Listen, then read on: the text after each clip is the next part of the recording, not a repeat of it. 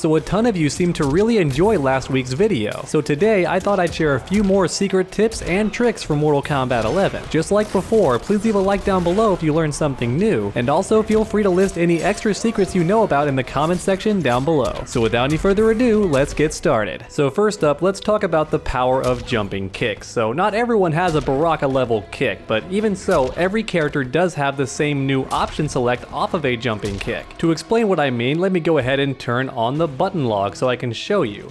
So if I land a jumping kick, I can actually input Shao Kahn's shoulder charge a bit early before I even land, and it will still come out the second my character's feet touch the floor. And this is super useful, and it was always possible. However, one of the very nice changes from an update was that it no longer happens on block. So if I tell Devorah to just block every jump in kick, and I still do my input for the special move, I don't get it when I land. And that's good because these special moves are very unsafe on block.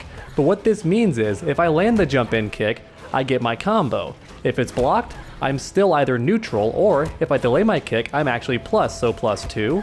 Or +4, and every time I can do my special move and it won't come out on block. This can be an especially big deal for any character who can convert a special move from their jumping kick. So once again, as a great example, we have Shao Kahn. I can just spend 1 bar.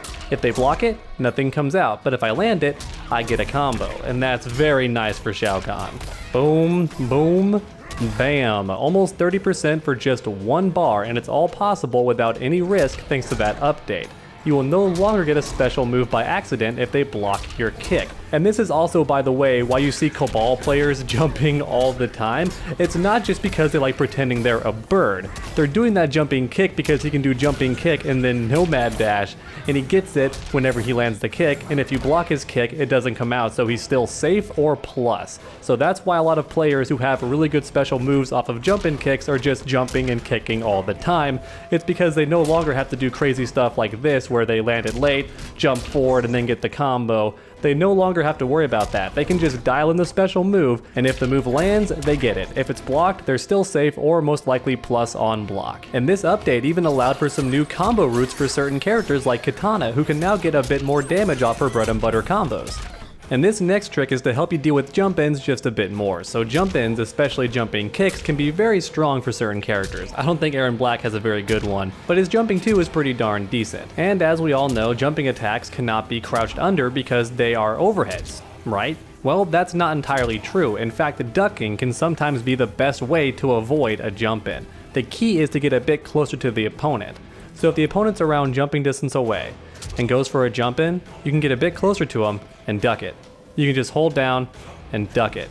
Now, this doesn't happen because they're crossing me up always. I can be in front of him and still duck it. But a lot of top players talk about this, including Sonic Fox, that if you duck when the opponent's close, in fact, let me have him jump a bit sooner, like he's jumping right away. I can see him jump, walk forward, duck, walk forward, duck, walk forward, duck. And because this game has landing frames, you can actually punish them as they land by doing this trick. So while jump-ins can be a real pain in the butt, if the opponent's right around jumping distance and they attack pretty early during their jump, you can walk forward a bit and then duck and then punish them as they land. Now, of course, the opponent can counter this by just doing a jump in much later. So if they attack towards the end of their jump, then typically they will catch you even when you're crouching. However, of course, if the opponent does do that, like a really deep jump in, like right here, you know what the answer is: uppercut, because you have all day to see it coming. Or better still, use your character's go-to anti-air. Alright, and this next one's about to get a bit technical, so try and stay with me here. So in 3D games, characters have polygons and not pixels. And unlike in most fighting games outside of some 3D fighting games, Mortal Kombat 11 actually treats your character's polygons as their hurt box more often than not. And in the game industry, we often refer to this as a mesh collider. But okay, what does that all mean? What it essentially boils down to is that if the character does something like this, where they get really low, that means their hurt box is also really low. It does in fact shrink when Kitana does this, and that leads to some pretty wonky stuff that Twitter's already pretty upset about. But for example, let's have Garrus do a very common string right here. So all of these hits are mids, mid. But as you can see, his second swing is a bit high. It aims at Kitana's shoulder. Even so, it does still hit her when she's crouching, which is nice, but if I do a down 3, I avoid it completely. And that's because my character's polygons, or their mesh collider, have moved. and that allows me to duck under this mid with a very specific move. And this is also why, by the way, a lot of characters, especially female characters, have really good down 3 anti-airs, because their hitbox just disappears completely.